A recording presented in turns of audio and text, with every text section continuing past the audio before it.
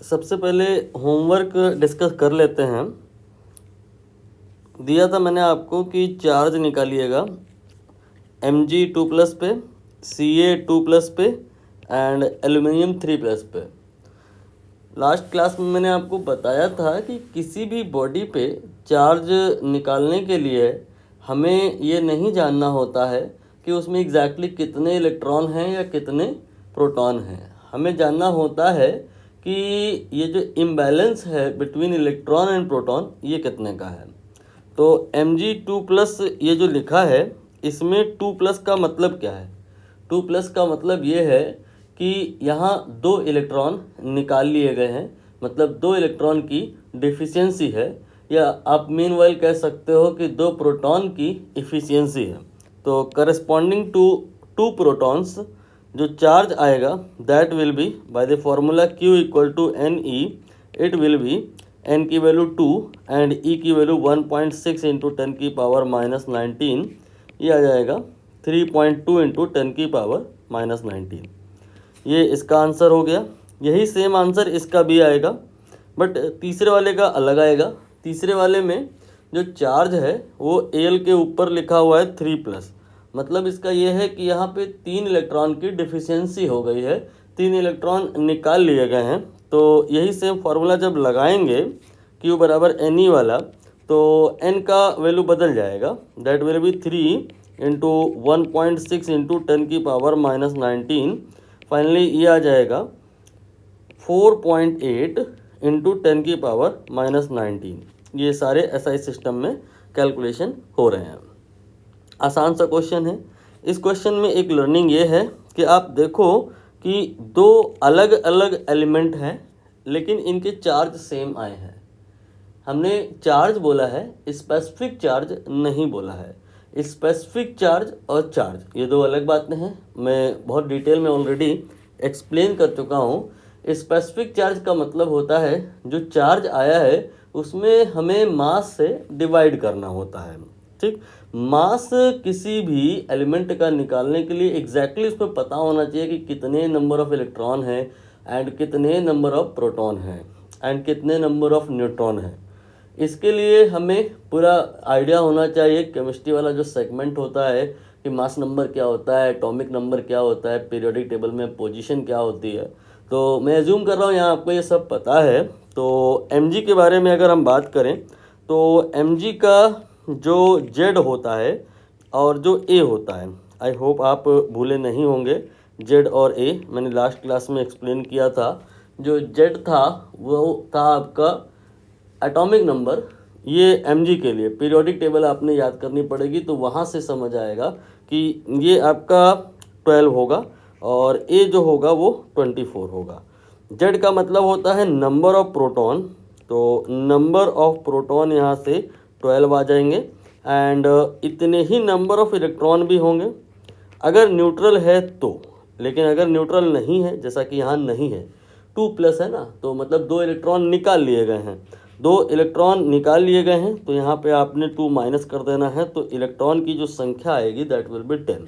And A का मतलब क्या होता है? Number of proton and neutron together. तो ये आपका 24 है, जिसमें से जो प्रोटॉन की संख्या है वो 12 है, तो जो रिमेनिंग है that is number of neutron वो आ जाएगा 12, ठीक है। अब आप यहाँ पे नोटिस करो, सारे ही फिगर क्लियर हो गए हैं। इलेक्ट्रॉन की संख्या पता पड़ गई है, ये 10 होगा, प्रोटॉन की संख्या 12 होगा एंड न्यूट्रॉन की संख्या ये भी 12 होगा, ठीक है। तो फिर आप टोटल मास निकाल सकते हो। कुछ कुछ बातें आपको याद आ रही होंगी कि इलेक्ट्रॉन का मास प्रोटॉन और न्यूट्रॉन की तुलना में बहुत कम होता है, इसलिए हम उसे इग्नोर कर देते हैं, इसलिए मैंने उसे डिलीट कर दिया। हमें सिर्फ प्रोटॉन से मतलब रखना है, न्यूट्रॉन से मतलब रखना है। कैलकुलेशन पर्पस के लिए दोनों का ही मास इक्वल होता है। मैंने मान लिया कि x है या m, मैंने मान लिया प्रोटॉन का मास भी m मान लिया, न्यूट्रॉन का भी मास मान लिया m, और ये m याद होता है, आपको याद करना पड़ेगा। 1.6 इंटू 10 की पावर -27 होता है। तो 12m it is the mass of 12 proton and 12m also the mass of 12 neutron. So total will be 24m and here m will be 1.6 into 10⁻⁻19 sorry m मतलब मास होता है, तो 1.6 इंटू 10⁻⁻27। यहाँ से आप मास इवेलुएट करोगे, चार्ज ये रहा, फिर आप क्या करोगे Q और M को डिवाइड करोगे तो स्पेसिफिक चार्ज आएगा। अब आपको मोटा मोटा कहानी क्लियर हो रहा होगा कि स्पेसिफिक चार्ज कैलकुलेशन में जो चीज़ें हैं वो बदल जाएंगी। क्यों? क्योंकि Q तो नहीं बदल रहा है, इन दोनों की अगर हम बात करें तो Q तो नहीं बदल रहा है, लेकिन M बदल जा रहा है। यहाँ पर mg के लिए आपने 24m लिखा है, जब आप CA की बात करोगे तो 40 आएगा। ये आपको क्लियर हो रहा होगा कि अल्टीमेटली कहानी जो है वो मास नंबर से रिलेट होगी। CA के लिए पीरियोडिक टेबल अगर आपको याद हो तो पता होगा कि एटॉमिक नंबर 20 होता है और मास नंबर 40 होता है। तो यहाँ पर जो CA का स्पेसिफिक चार्ज आएगा that will B relatively laser. यहाँ पर वही सेम चार्ज रहेगा, लेकिन मास डिवाइड करेंगे जब, तो आपने 24m नहीं लेना होगा, आपने 40 लेना होगा। सो यहाँ पर वैल्यू चेंज होकर के आएगी। एल्युमिनियम का आप खुद से कर लीजिएगा। जो मैसेज हमें देना था वो क्लियर हो गया है कि किसी भी एलिमेंट का जो स्पेसिफिक चार्ज होता है वो डिपेंड करता है कि उस एलिमेंट का पीरियोडिक टेबल में पोजीशनिंग क्या है। दो अलग अलग एलिमेंट का चार्ज इक्वल आ सकता है, बट स्पेसिफिक चार्ज इक्वल हो ये कोई गारंटेड नहीं है। अगला क्वेश्चन जो है ना, आप ऐसे ही देख के समझ जाओगे। अब तो यहाँ पर Mg2 प्लस Ca2 प्लस दोनों का कह रहे हैं कि स्पेसिफिक चार्ज सेम है। ये स्टेटमेंट सही की कैटेगरी में है, ट्रू फॉल्स बताना है यहाँ पे। दूसरा देख लीजिए, दूसरा है ये और ये वही सेम दोनों एलिमेंट हैं, इनमें चार्ज तो बराबर है, but what about specific charge, both है सेम स्पेसिफिक चार्ज ऐसा लिखा है यहाँ पे, ये सही नहीं है, ये गलत है। तो अब जो चार ऑप्शन है उसमें से देख लो कौन सा सही है। ओनली 1 इज ट्रू, ये वाला सही है, बाकी तीनों जो है ना वो गलत है। अगला जो होमवर्क था वो ये NSEGS का क्वेश्चन है प्रीवियस ईयर का, आपको मैं बड़ा करके दिखा दूं। डिस्कस नहीं करेंगे इसे यहाँ, क्योंकि आप इसे रीड करोगे तो बहुत आसान है, अब हो जाएगा। बट फिर भी अगर नहीं हो पाता है तो आप यहाँ पे स्क्रीनशॉट ले करके सर्च करेंगे तो मिल जाएगा, आप देख लीजिएगा। नहीं होने की कंडीशन में फिर भी कोई डाउट रहता है तो पूछ लेना। आगे देखते हैं, और अगर होमवर्क हो तो। होमवर्क फिनिश हो गया है। अब आगे की कहानी थ्योरी वाली स्टार्ट हो रही है, जिसमें हेडिंग आपको डालनी है मेथड्स ऑफ चार्जिंग। क्या है हेडिंग? Methods of charging. मतलब नाम से ही समझ आ रहा होगा कि बॉडी को हम चार्ज करने के मेथड्स पर फोकस करेंगे। किसी भी बॉडी को जो न्यूट्रल है चार्ज कैसे कर सकते हैं। ऑलरेडी हम आपको डिटेल में सब बता चुके हैं कि चार्ज का मतलब होता है imbalance between electron and proton. जब भी इलेक्ट्रॉन और प्रोटॉन के बीच में बैलेंस बिगड़ जाता है, बॉडी में चार्ज आ जाता है। प्रोटॉन का जो नंबर है वो हम चेंज नहीं कर सकते, बॉडी से प्रोटॉन हम आराम से नहीं निकाल सकते, मुश्किल है निकालना। ये भी मैंने आपको बताया क्योंकि वो मेगा इलेक्ट्रॉन वोल्ट के ऑर्डर का बाइंडिंग एनर्जी लिए बैठा है, वो घर के बहुत अंदर वाले कमरे में है, तो प्रोटॉन को निकालना आसान नहीं है। इलेक्ट्रॉन ही निकाले जाते हैं या डाले जाते हैं। तो चार्जिंग हमें अगर करना है तो अल्टीमेटली सारांश ये है कि हमें सिस्टम में इलेक्ट्रॉन डालने हैं या सिस्टम से इलेक्ट्रॉन निकालने हैं। whatever we have to do what for electron either you have to add or you have to remove। Proton के साथ छेड़खानी संभव नहीं है। तो ये जितने भी मेथड हैं सबका बेसिक एक ही है, सब में कहीं ना कहीं इलेक्ट्रॉन ही निकाला जा रहा है। इलेक्ट्रॉन निकालने का जो मेथड है वो अलग अलग है, उसी आधार पे नाम बदल जा रहा है। फ्रिक्शन में इलेक्ट्रॉन फ्रिक्शन से निकलता है, कंडक्शन में कंडक्ट होता है, इंडक्शन कुछ बहुत यूनिक वे है, मुश्किल है समझना, इसे हम आज की क्लास में नहीं करेंगे, सेपरेट क्लासेस को देंगे ताकि बेहतर तरीके से आप समझ पाओ। बाकी ये तीनों हम अभी करेंगे ही नहीं, इसके लिए सेपरेट चैप्टर है, field emission, thermionic emission, photo emission. तो इन्हें हम रिस्पेक्टिव चैप्टर्स में कवर करेंगे। अपने इस चैप्टर में हम ये 3 कवर करेंगे और आज की क्लास में हम इसे कवर करेंगे और अगली क्लास में इसे कवर करेंगे जो कि बहुत छोटी सी रहेगी, और इसके लिए सेपरेट क्लास रखेंगे और शायद लेंदी भी रहेगी और मुश्किल भी रहेगी। फ्रेश हो करके माइंड आपको ज़्यादा यूज़ करना पड़ेगा तब समझ आएगा। फिलहाल हम चार्जिंग बाय फ्रिक्शन पर फोकस करते हैं, जो कि बहुत इजी है, आराम से आप कैच कर ले जाओगे। हेडिंग डालना है आपको चार्जिंग बाय फ्रिक्शन। देखिए यहाँ पे क्या है कि हमारे पास दो बॉडी हैं। देखिए फिलहाल तो प्रोटॉन और इलेक्ट्रॉन के बीच में बैलेंस बना रखा है। देख लीजिए जितना ही प्रोटॉन है उतना ही इलेक्ट्रॉन है, इसलिए ओवरऑल बॉडी न्यूट्रल है, ना ज़्यादा है इलेक्ट्रॉन न ज़्यादा है प्रोटॉन। ठीक, लेकिन जब आप इन दोनों बॉडी को पास में लाए और ऐसे ऐसे करके रब कर दिए, जैसे मान लेते हैं आप अपने किसी फ्रेंड से मिलते हैं और हाथ जब आप हैंड शेक करते हैं, आपने कुछ ज़्यादा ही शेक कर लिया, रबिंग हो गई, तो फिर उस कंडीशन में इलेक्ट्रॉन का ट्रांसफ़र पॉसिबल है। ऐसा ही कुछ होता है मोटे तौर पे, जब आप कंघी करते हो तो कंघी जो है ना आपके बालों से रब होती है। जब आप उस कंघी को पीस ऑफ पेपर के पास ले जाते हो तो देखते हो अट्रैक्ट करता है कहीं ना कहीं। यहाँ पे चार्जिंग बाय फ्रिक्शन वगैरह ये सब भी इन्वॉल्व है। बाकी बलून वाले भी आपको एग्जांपल याद होंगे, बिगिनिंग में मैंने बहुत सारे एग्जांपल दिए थे।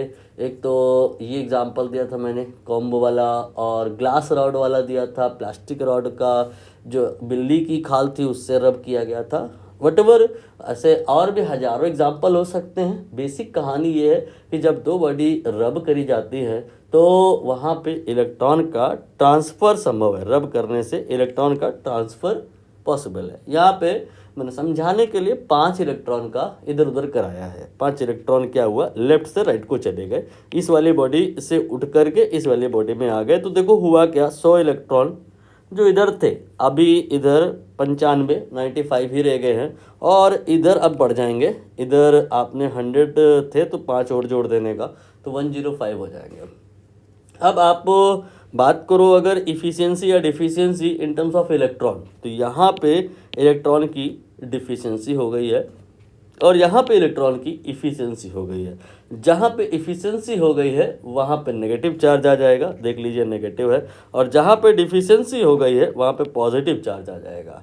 And what will be the amount of charge, it will be by the formula Q equal to NE। We have to here focus not only in the exact number, exactly कितने electron या proton body में है इससे लेना देना नहीं है, हमें तो बस ये देखना है इम्बैलेंस कितना है, इलेक्ट्रॉन और प्रोटॉन की जो संख्या है के बीच का अंतर कितना है। यहाँ भी 5 का है, यहाँ भी 5 का है, तो यहाँ पर 5 रखा जाएगा, Q इक्वल टू 5 ही आएगा।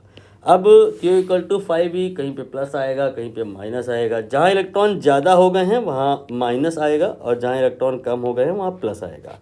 आई होप ये आपको कहानी आसानी से समझ आ गई होगी। इसीलिए कुछ लोग फार्मूला कहते हैं क्या कि Q बराबर NE नहीं होता है, प्लस माइनस होता है। वो ये बताना चाह रहे होते हैं कि प्लस भी हो सकता है माइनस भी हो सकता है, बाकी प्लस कब और माइनस कब आप समझ रहे होगे। इलेक्ट्रॉन अगर बॉडी ने गेन कर लिए हैं, उसमें इलेक्ट्रॉन ज़्यादा हो गए हैं, इफ़िशियंसी हो गई है, तो फिर प्लस ले लेना, नहीं तो फिर माइनस ले लेना। आसान सी बात है। आई होप आपको समझ में आ रहा होगा। ठीक है, हाँ, अब एक और बच्चों के मन में सवाल उठता है जिसका जवाब संभव है थोड़ा सा आगे की बात है, इसीलिए मैं डिटेल में नहीं जाऊंगा, बस उसका आंसर कर दूंगा। आपने अभी तो फिलहाल याद ही करना पड़ेगा कि सर जब दो बॉडी को हम रब करेंगे तो इलेक्ट्रॉन किधर से किधर को जाएगा। इलेक्ट्रॉन आपने यहाँ तो लेफ्ट वाली बॉडी से पिक किया है और राइट वाली बॉडी पे ड्रॉप कर दिया है। ऐसा कोई रूल है क्या किधर से किधर जाएगा? तो इसका जवाब है फिजिक्स की भाषा में अगर कहें तो वर्क फंक्शन से ये कहानी रिलेट होती है, और केमिस्ट्री की भाषा में अगर कहें तो इलेक्ट्रो पॉजिटिविटी या इलेक्ट्रो नेगेटिविटी से रिलेट होती है। मैं फिजिक्स की डोमेन में रह के ही बात करूं अगर, तो वर्क फंक्शन से ये कहानी रिलेट होती है। कैसे? वर्क फंक्शन जिसका जितना कम होगा इलेक्ट्रॉन उतनी ही आसानी से उसका निकाला जा सकता है। ठीक है, अब बात आएगी वर्क फंक्शन किसका कम होता है, किसका कम नहीं, बहुत कम होता है। सबसे कम किसका होता है ये पूछी गई बात है, इसे याद करना होगा आपको। सीजियम का जो वर्क फंक्शन होता है वो काफ़ी ही कम होता है, बहुत कम होता है, बहुत आसानी से उसका इलेक्ट्रॉन निकाला जा सकता है। मतलब सीजियम की मटेरियल को अगर आपने किसी से भी रब किया, डेफिनेट है, पक्का है कि इलेक्ट्रॉन उससे निकल के दूसरे को चला जाएगा और सीजियम पॉजिटिव हो जाएगा। एनीवे, ये बात थोड़ी सी हार्ड थी, नहीं समझ में आई तो आपने पैनिक नहीं होना है। नाउ ये एक NCGS का क्वेश्चन है जिसमें आपने मास को भी पिक्चर में बनाए रखना है और अच्छा क्वेश्चन माना जाएगा। क्योंकि लोग चार्ज और मास को अलग अलग मान करके चलते हैं, जबकि मैं शुरुआत से ही बताते आ रहा हूँ कि ये दोनों अलग अलग नहीं है, चार्ज और मास से जुड़े हुए हैं। इनफैक्ट पहले तो मास होता है, फिर बाद में चार्ज की बात होती है। तो अभी ये जो आपने एग्जाम्पल लिया है, इसी एग्जाम्पल को हम यहाँ से काम करते हैं, कॉपी कर लेते हैं और उस क्वेश्चन में इसका यूज़ कर लेंगे, तब आप बेहतर तरीके से समझ जाओगे। पहले आप एक बार चाहो तो क्वेश्चन को रीड कर लो। क्वेश्चन में चार्जिंग बाय फ्रिक्शन की ही आई होप बात करी गई होगी। मैं रीड करके दिखाता हूँ। टू बॉडीज़ हैं ए एंड बी, चार्ज किया गया है with equal magnitude of charge. दोनों को सेम अमाउंट ऑफ चार्ज मतलब दिया गया है। मतलब ऐसा है कि दो बॉडी को आपने जब रब किया तो मैग्नीट्यूड वाइज इतना चार्ज इसमें आया उतने इसमें आया। मैग्नीट्यूड है मतलब प्लस माइनस को इग्नोर करिए, तो 5e के बराबर का चार्ज इसमें आया, 5e के बराबर का चार्ज इसमें आया। बाकी प्लस माइनस के साथ बात करें तो इधर माइनस आया और इधर प्लस आया। मैग्नीट्यूड वाइज दोनों ही बॉडीज़ ने सेम चार्ज एक्वायर किया है। आगे प्रश्न में कहा गया है कि with positive charge and negative charge but A with positive, A को पॉजिटिव और बी को नेगेटिव, तो किसी एक को ए मानना पड़ेगा। किसको मान लिया जाए? इधर लेफ्ट वाली बॉडी को मैंने ए मान लिया है क्योंकि ये देखो पॉजिटिव हो गई है, और राइट वाली को मैंने बी मान लिया है। इसके बाद कहा गया है M A and M B are the masses before and dash वाले जो मास हैं ये चार्जिंग होने के बाद।